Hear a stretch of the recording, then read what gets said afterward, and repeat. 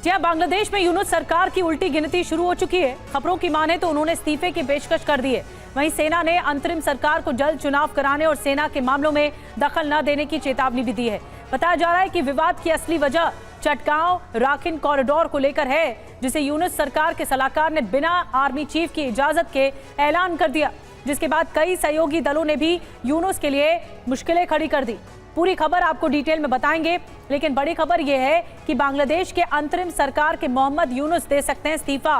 दबाव पूरा है क्योंकि बांग्लादेश के अंतरिम सरकार के प्रमुख हैं यूनुस और राजनीतिक दलों से सहमति बन नहीं पा रही है, जिसकी वजह से उनके लिए मुश्किलें हैं। अंतरिम सरकार और सेना के बीच जबरदस्त टकराव है।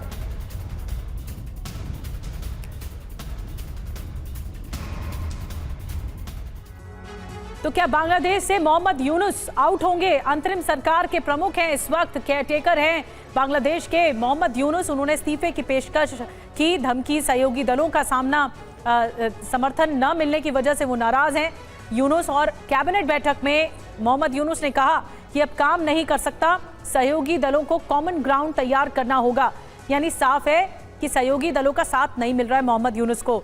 और यूनुस सरकार से नाराज है आर्मी चीफ भी बांग्लादेश के। आर्मी चीफ ने दिसंबर तक चुनाव कराने की मांग भी की है। सैन्य मामलों में दखल न देने की भी चेतावनी जारी की है।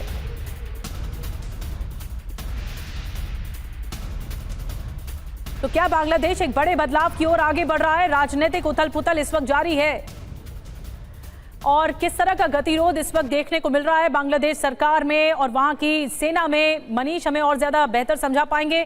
मनीष, ये जो हालात बन रहे हैं, ये जो समीकरण बन रहे हैं, ऐसा लग रहा है न सहयोगी दल साथ दे रहे हैं, न वहां की सेना यूनुस सरकार का साथ दे रही है। देखिए, मुझे ऐसा लग रहा है कि इसके पीछे भी मोहम्मद यूनुस की कोई सोची समझी चाल हो सकती है, जो उन्होंने इस तरह का दाव खेला है।